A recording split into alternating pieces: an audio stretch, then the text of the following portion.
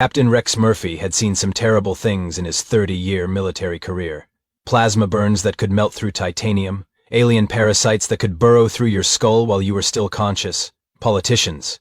But nothing, and I mean nothing, had prepared him for babysitting duty on mining station Kepler 4422. "Sir, the transport for the Rodriguez kid is prepped and ready," announced Squakes, the station's chief engineer. Now, Squakes was what humans politely called a chitineri, and what everyone else called a 6-foot-tall praying mantis with anxiety issues. His real name was something like Click-Scratch-Whistle-Pop, but Rex had given up on alien pronunciation after the third consonant cluster gave him a migraine. "Great," Rex muttered, adjusting his worn military jacket, because nothing says prestigious career advancement like playing space chauffeur to an 8-year-old. The truth was, Rex had volunteered for this assignment. Well, volunteered in the sense that his commanding officer had given him a choice between escorting one human child to her parents' research station or spending 6 months cataloging supply inventories in the Outer Rim. Rex had been in enough combat zones to know that sometimes retreat was the better part of valor. Besides, how hard could watching one kid be? "Oh, Captain Murphy!" The voice belonged to Blubbert, the station's cook, whose species the Galactic Federation had diplomatically designated as aquatic humanoids, but who looked exactly like a 7-foot-tall blue walrus in a chef's hat. "I have prepared 17 different flavor combinations of nutrition paste for young Mika's journey, including something called pizza flavor, which I do not understand, but the human database assured me children require." Rex rubbed his temples. "Blubbert, it's a 4-hour trip. She doesn't need enough food for a siege." "But Captain," Bluebert's whiskers twitched with concern, "human young are growing creatures. What if she experiences hunger-induced distress? What if her blood sugar drops? What if you're overthinking this?" Rex interrupted. He'd learned that cutting off Blubbert's worry spirals early was essential for maintaining sanity. "Kids are tougher than you think." Commander Threx chose that moment to swagger onto the docking bay, his scales practically gleaming with self-importance. Threx belonged to a species that looked like someone had crossed a Komodo dragon with a drill sergeant, and had all the charm of a tax audit. "Murphy, I still do not understand why we are wasting military resources on a simple civilian transport. Humans coddle their offspring far too much. In my culture, young Ceridians are expected to hunt and survive independently by age 6. "Yeah, well, in my culture we don't eat our own young when food gets scarce," Rex replied dryly. "Different approaches to child-rearing, I guess." Threx's throat sac inflated slightly, which Rex had learned was the equivalent of an annoyed snort. "Mark my words, Murphy, this excessive protection of human young is a sign of species weakness. No wonder humans require such elaborate safety measures." Before Rex could explain exactly what he thought of Threx's opinion, a small voice piped up from behind them. "Are you Captain Murphy? Mom said you were going to take me to see the pretty crystals." Rex turned to see Mika Rodriguez, and immediately understood why the universe had a sense of humor. 8 years old, maybe 4 feet tall, with pigtails that defied several laws of physics and a gap-toothed grin that could power a small solar system. She was dragging a backpack that appeared to weigh more than she did, and cradled in her arms was a small, furry creature that looked like someone had crossed a ferret with a teddy bear and given it too much coffee. "That would be me, kid," Rex said, automatically softening his tone. Something about human children made even the crustiest veterans go a bit mushy. "And who's your friend there?" "This is Nivels," Nico announced proudly. "He's my emotional support animal. Mom says he helps me process my feelings about leaving familiar environments and adapting to new social situations." Rex blinked. "Your emotional support animal has a name that sounds like a breakfast cereal?" "Well, his real name is something longer," Mika said seriously. "But Nibbles is easier to say when I'm upset. He's really good at cuddling, and he makes funny noises when he's happy." As if on cue, Nibbles made a sound somewhere between a purr and a chuckle, fixing Rex with bright, intelligent eyes that seemed far too knowing for a creature supposedly designed for emotional comfort. Squeaks leaned over to examine Nibbles more closely, his compound eyes whirring as they adjusted focus. "Fascinating. I have never seen this species in the xenobiology databases. What is its planet of origin?" "Earth, I think," Mika said with the casual indifference of a child. "Dad found him when they were doing research on the outer colonies. He said Nibbles needed a friend and I needed a friend, so it worked out." Rex felt a small alarm bell go off in the back of his mind. Something about this didn't add up. Dr. Rodriguez was one of the Federation's top xenobiologists. He wouldn't just randomly adopt an unknown species as his daughter's pet. But before Rex could ask any follow-up questions, the departure alarm chimed.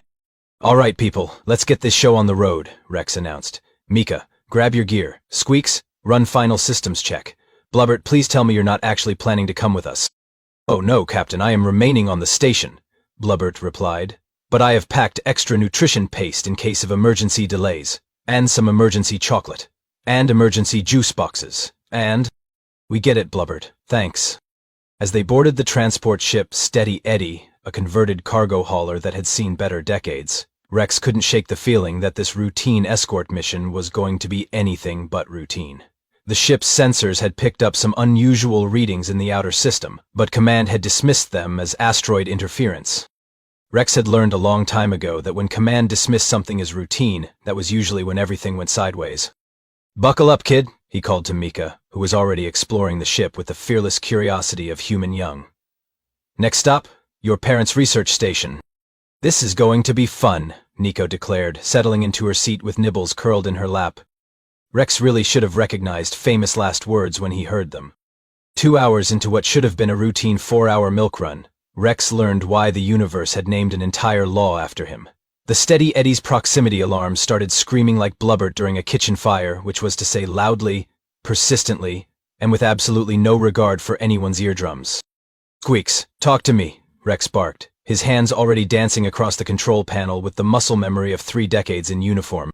"Captain, we have multiple contacts dropping out of hyperspace," Squeaks chittered, his compound eyes reflecting the red warning lights. "Configuration suggests Crimson Claw Syndicate vessels. Oh dear, oh dear, oh dear, oh dear."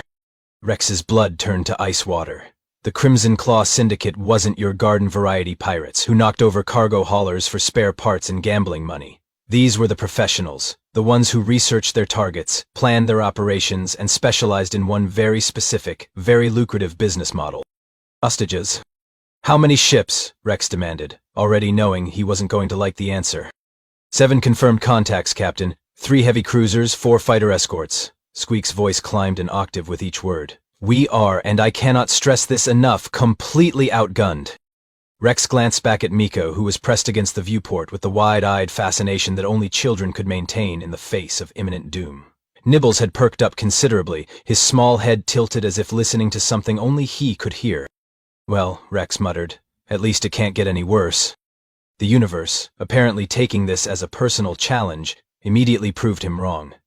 The communications array crackled to life, with the kind of voice that suggested its owner gargled with gravel and washed it down with liquid spite. "Transport vessel Steady Eddie, this is Captain Scar of the Crimson Claw Syndicate. Cut your engines and prepare to be boarded. Resistance will result in unpleasant consequences for all parties involved." Rex had met Captain Scar exactly once, during a prisoner exchange 3 years ago, and had walked away with the distinct impression that Scar was the kind of being who considered war crimes more like guidelines than actual rules. The fact that Scar had specifically named their ship meant this wasn't a random encounter. "They knew we were coming," Rex said, more to himself than anyone else. "Someone fed them our flight plan." "Captain," Mika piped up from her seat, "should I be worried now? Because Mom always says I should ask an adult if I'm not sure when to be worried." Rex looked at this 8-year-old girl who was asking permission to be scared while pirates closed in from all directions, and felt something shift in his chest. It wasn't panic, exactly. It was more like the cold, calculating fury that had made him a legend in certain military circles. "Nah, kiddo," Rex said, surprised by how calm his own voice sounded. "Just stay buckled in and keep Nibbles close. Uncle Rex is going to handle this. Transport vessel, you have 30 seconds to comply before we open fire." Rex keyed the communications panel. "Scar, you magnificent bastard, still picking on defenseless cargo haulers, I see." There was a pause, followed by what sounded suspiciously like laughter. "Well, well. Rex Murphy, I should have known the Federation would send their favorite war dog to babysit. This makes things considerably more interesting. I'm flattered by the reputation, but we both know this is just a transport run. What do you want?" "What I want, Murphy, is the very valuable cargo you're carrying. Specifically, the daughter of Doctors Elena and Carlos Rodriguez, currently researching some very classified xenobiology projects that certain interested parties would pay handsomely to know more about." Rex felt his stomach drop into his boots. This wasn't random piracy.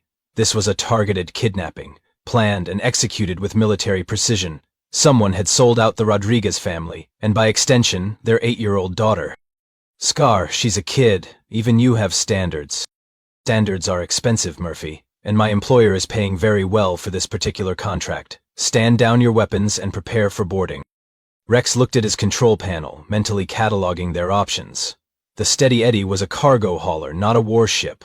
Her shields were designed to deflect space debris, not military-grade plasma cannons. Her weapons consisted of 2 light laser turrets that might, on a good day, annoy a pirate cruiser. In short, they had about as much chance in a straight fight as a snowball in a supernova. Captain, Squints whispered, perhaps we should consider the diplomatic approach? Surrender now, negotiate for better treatment later? Rex almost laughed. Squeaks, bless his chitinous heart, still believed the universe was fundamentally reasonable. Squeaks, these aren't the kind of pirates who negotiate. They're the kind who bill you for the ammunition they use to shoot your escape pods. Then what do we do? Rex glanced back at Mika again. She had unbuckled herself and was now whispering something to Nibbles, who was listening with the kind of intense focus that most creatures reserved for potential prey. There was something about the way the small animal held itself that nagged at Rex's military instincts, but he couldn't quite put his finger on what. Murphy, Scar's voice crackled over the comm again. Time's up. Cutting engines now, or I start putting holes in your hull. All right, Rex said, making his decision. Powering down engines, but Scar, if anything happens to the kid, spare me the threats, Murphy. Just follow my instructions and everyone stays breathing. Rex killed the engines and felt the Steady Eddie drift to a stop. Within minutes, he could hear the distinctive thunk of docking clamps engaging with their airlock. The pirates were coming aboard, and there wasn't a damn thing he could do to stop them. Except apparently Mika had other ideas.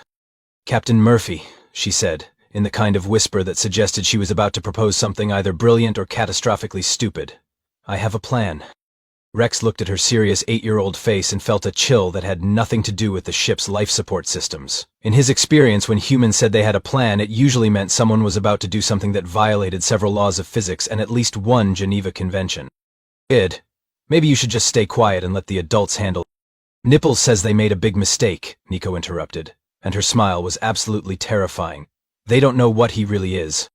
Before Rex could ask what she meant, the airlock cycled open, and 6 heavily armed pirates poured onto the bridge, followed by Captain Scar himself. Scar was exactly as Rex remembered, a 7-foot-tall reptilian nightmare, with scars that told stories, and eyes that suggested the stories all had unhappy endings. Murphy, Scar said conversationally, always a pleasure. Secure the bridge, and prep the cargo for transfer. Scar, Rex replied, raising his hands in surrender. You're making a mistake. The kid's parents are scientists, not weapons developers. What's this really about? This is about a very generous contract for one very specific little girl, Scar said, looking directly at Mika. Hello there, sweetheart. Don't worry, this will all be over soon. Nico looked up at the massive pirate captain with the fearless curiosity of human young, clutching Nibbles to her chest. Are you the bad guy my mom told me about? Scar laughed, the sound like rocks in a cement mixer. I suppose I am, little one, but don't worry, we're not going to hurt you. You're far too valuable. Oh, Nika said thoughtfully. That's too bad. Too bad for who? Nika's smile got wider. Too bad for you, because now Nibbles is angry. And that's when Rex noticed that the small furry creature in Mika's arms had gone completely, utterly still. Not the stillness of fear or submission, but the stillness of a predator deciding exactly how to kill its prey. What happened next would later be classified in Galactic Federation files under incidents that defy reasonable explanation and used as a cautionary tale in military academies across 7 star systems. Mika Rodriguez, 8 years old and approximately 3 feet of pure human determination, looked Captain Scar dead in his cold reptilian eyes and said, You should probably let us go now. Scar's throat sac inflated with amusement. Should I now? And why is that, little human? Because, Nika said with the patience of someone explaining basic math to a particularly slow adult, you made Nibbles mad, and when Nibbles gets mad, people get hurt. The pirates erupted in laughter. Rex couldn't blame them. From their perspective, they were being threatened by a small child with what appeared to be the galaxy's fluffiest teddy bear. Even Rex had to admit it looked ridiculous.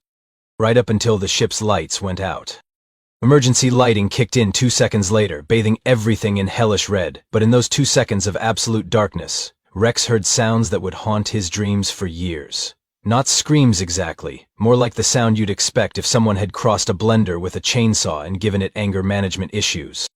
When the lights came back on, Nico was gone, Nibbles was gone, and two of Scar's pirates were unconscious on the floor, with what looked like bite marks on their armor. "What the hell just happened?" Scar roared, his weapons sweeping the bridge. Rex, who had seen some truly bizarre things in his military career, could only shake his head.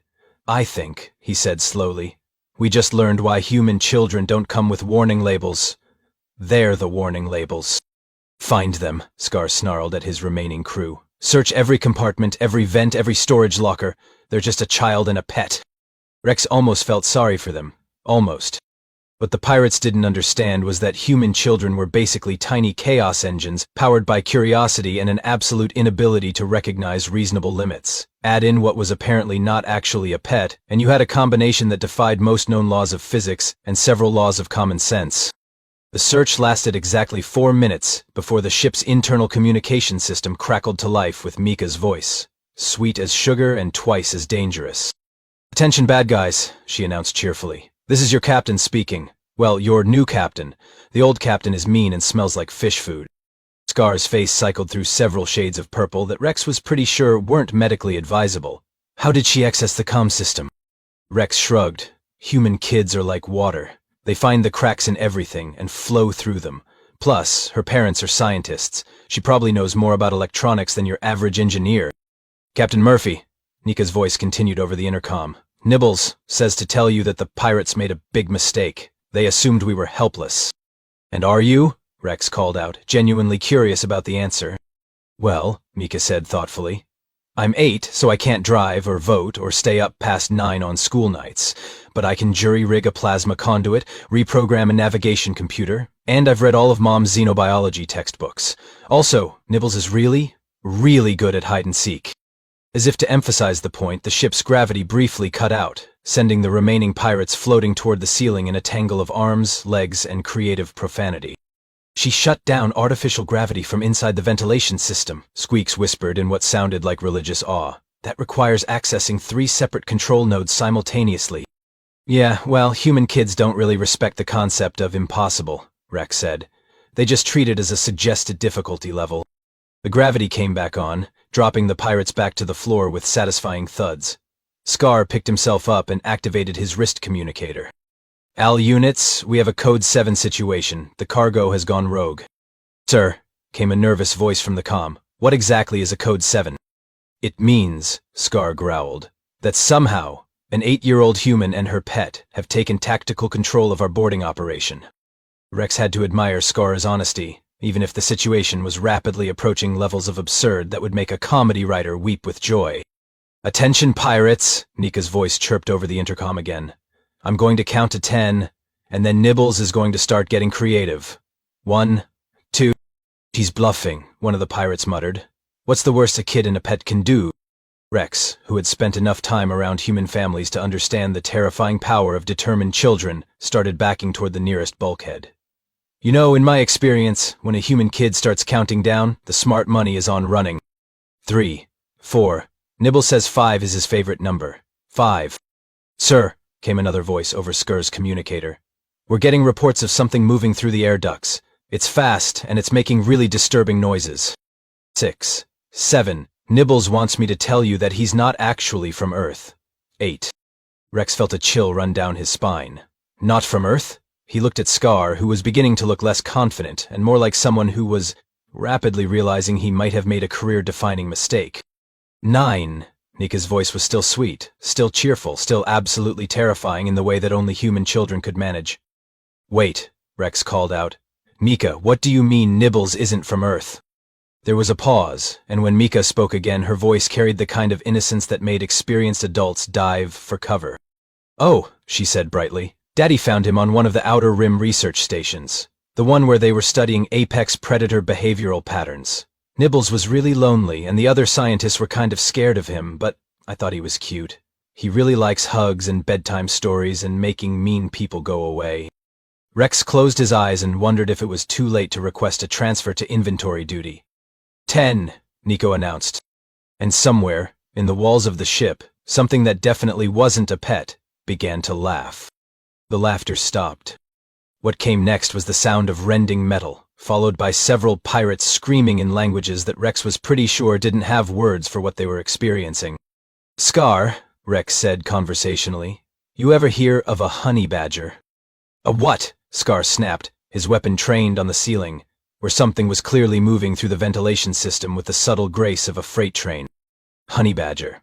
Little furry creature from Earth, about the size of a small dog, looks cute and harmless, has exactly one setting when threatened." Rex paused for dramatic effect. Nuclear. The ventilation grate above them exploded outward in a shower of metal fragments. What dropped through wasn't the adorable teddy bear creature that had been snuggling in Mika's arms. This was 2 feet of concentrated fury wrapped in deceptively fluffy fur, with claws that could shred titanium, and teeth that were designed by evolution specifically to make other creatures reconsider their life choices. Its eyes held the kind of cold intelligence that suggested it had been playing dumb this entire time, and it was done pretending. "Oh, hell," one of the pirates whispered. "Meet Nibbles," Nika said, dropping down through the same grate with the casual athleticism of human young. "He's what Mommy calls a Terran honey badger. The Federation classifies them as a Class A aggressive species with diplomatic immunity." "Diplomatic immunity?" Squeaks chittered from his corner. "Yeah," Mika said brightly, "because apparently every time someone tries to arrest one, it ends really badly for everyone involved, so they just made it illegal to bother them." Nibbles fixed his gaze on Captain Scar and made a sound that was part growl, part purr, and entirely terrifying. Rex had heard that sound exactly once before, during a wildlife documentary that had required 3 camera crews because the first 2 had fled in terror. "The thing about honey badgers," Rex explained to the rapidly paling pirates, "is that they don't have a flight response. They literally don't understand the concept of retreat. You threaten them, they destroy you. You threaten their family, they destroy everything you've ever loved. It's not personal, it's just ecology." Scar, to his credit, tried to maintain some semblance of authority. "It's one small animal. How dangerous can it be?" Nibbles tilted his head, considering the question. Then he looked at Mika, who nodded. "Show them the demonstration Daddy taught us," she said. What followed was a masterclass in why evolution had designed honey badgers as nature's ultimate problem solvers. Nibbles moved like liquid violence, disarming 3 pirates before they could even register that he'd moved. The 4th pirate's weapon simply disintegrated in his hands, reduced to component molecules by claws that violated several laws of metallurgy. The 5th pirate, showing more wisdom than his colleagues, dropped his weapon and assumed the galactic position of surrender. "Holy Mother of Moons," Scar breathed. "What is that thing?" "Nibbles is my emotional support animal," Nico explained patiently. "He supports my emotions by making sure nobody makes me sad. Daddy says honey badgers are Earth's way of teaching the universe about consequences." Rex watched as this 8-year-old child and her impossibly dangerous pet worked together with the kind of seamless coordination that suggested years of practice. Nico would point, Nibbles would neutralize. It was like watching a tiny, terrifying ballet. "The thing is," Nico continued conversationally as Nibbles systematically dismantled the pirate boarding party, "humans and honey badgers have what Mommy calls compatible psychology. We both get really upset when people threaten our families, and we both have creative approaches to problem solving." Commander Threx, who had been conspicuously quiet during this entire demonstration, finally found his voice. "Murphy," he said in the tone of someone whose worldview was undergoing rapid and unwelcome revision, "perhaps I was mistaken about human defensive capabilities." "You think?" Rex replied. "Threx, meet the reason the Galactic Council classified humans as a potentially dangerous species. We don't fight fair, we don't know when to quit, and we make friends with things that scare the rest of the universe."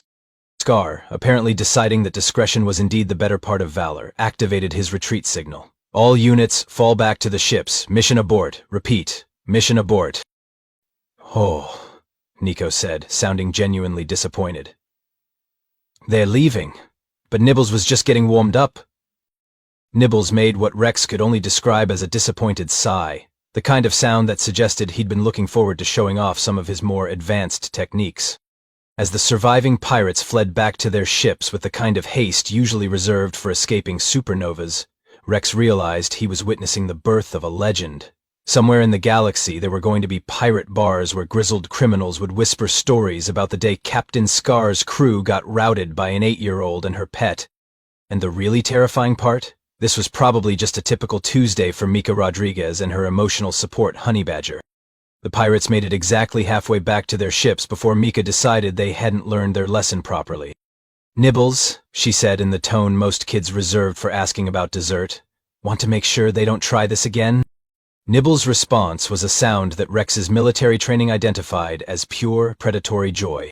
What followed was less a counterattack and more a educational seminar titled "Why You Don't Mess with Human Family Units." Nika commandeered the ship's external cameras while Nibbles somehow managed to breach the pirates' airlocks, turning their own vessels into hunting grounds.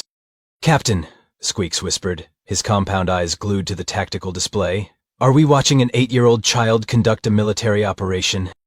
"No," Rex said, mesmerized by the systematic efficiency of it all. "We're watching a human child protect her family. There's a difference." One follows the Geneva Convention. On the main screen, they watched pirate after pirate surrender to what their sensors registered as one small mammalian life form, moving through their ships like a furry hurricane. Mika provided tactical coordination from the steady eddy, calling out escape routes and weak points with the cheerful precision of a seasoned commander. "Target left corridor, Nibbles, 3 pirates with stun weapons. Oh, and the tall one has a really big gun." The tall one's really big gun lasted approximately 4 seconds before becoming what engineers would politely call component particles. "Mika," Rex called out, "maybe we should dial it back a notch? They're already surrendering." "Are they surrendering to us, or are they just running away?" Nika asked, with the philosophical insight that only children could bring to tactical situations. Rex consulted the tactical display, where 7 pirate ships were now broadcasting general distress signals while their crews abandoned ship in escape pods. "I'm going to go with running away." "Then they haven't learned yet," Miko decided.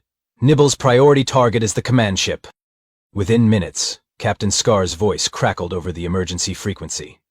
"This is Captain Scar to any Federation vessels in range. We formally surrender to the human child and her demon creature. Please, for the love of all that's holy, make them stop." Rex keyed the comm. "Scar, you magnificent coward. What happened to all that professional pirate confidence?" "Murphy," Scar's voice was strained, "in 30 years of piracy, I have never seen anything like this. The creature moves through solid bulkheads. The child has somehow reprogrammed our life support to play nursery rhymes. They've turned our own ships against us." "Yeah, that sounds about right," Rex said. "Human kids are basically tiny force multipliers with no concept of proportional response." "We surrender," Scar repeated. "Complete and unconditional surrender to the small human and her terrifying pet." Mika looked up from her improvised command console, pigtails somehow still perfect despite orchestrating the routing of an entire pirate fleet. "Should we accept their surrender, Captain Murphy?" Rex looked at this 8-year-old girl who had just conducted a flawless counter-offensive using nothing but ingenuity and one very motivated honey badger, and realized that human children weren't just protected by their parents and the Federation. They were protected by the fundamental forces of chaos and determination that made humans the most unpredictable species in the galaxy. "Yeah, kid," Rex said, grinning despite himself. "I think we can accept their surrender." 3 hours later, Rex was filling out the most unusual incident report of his 30-year career, while Mika shared her emergency chocolate with Nibbles, who had returned to his adorable teddy bear mode like nothing had happened. "So let me get this straight," came the voice of Admiral Chen over subspace comm. "The Crimson Claw Syndicate, one of the most feared pirate organizations in the Outer Rim, was defeated by an 8-year-old and her pet?" "Her emotional support honey badger," Rex corrected. "There's apparently a difference." "And they're now requesting immediate transfer to maximum security prison rather than risk any further contact with human family units?" Rex glanced at Mika, who was teaching Nibbles how to play patty cake. "That's correct, Admiral. Captain Scar specifically requested protective custody from what he called tiny humans and their nightmare pets." There was a long pause. "Murphy, are you filing this report under comedy or cautionary tale?" "Both, sir. Definitely both."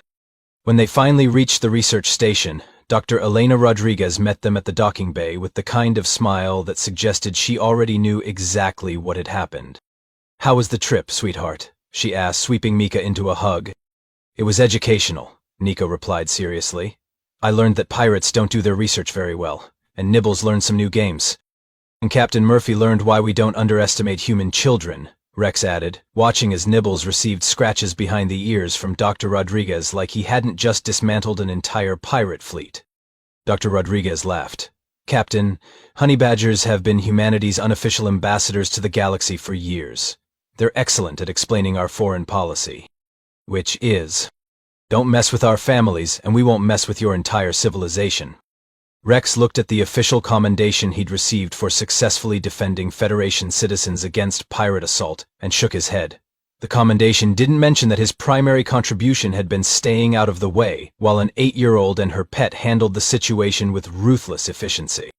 6 months later, Rex was reviewing applications for his new position as Director of Human Colony Defense, when he noticed an addendum to the latest Galactic Federation Threat Assessment database. Under Species to Avoid Provoking Under Any Circumstances, someone had added a new entry: human cubs, particularly those traveling with emotional support animals. The recommendation was simple: do not engage, do not threaten, do not even make prolonged eye contact. Treat as you would a supernova with abandonment issues. Rex approved the addition and made a note to send a copy to every pirate organization in known space. It was, he figured, only fair to give them a fighting chance. After all, the galaxy had learned an important lesson that day: never corner a human cub, especially when they've brought their honey badger.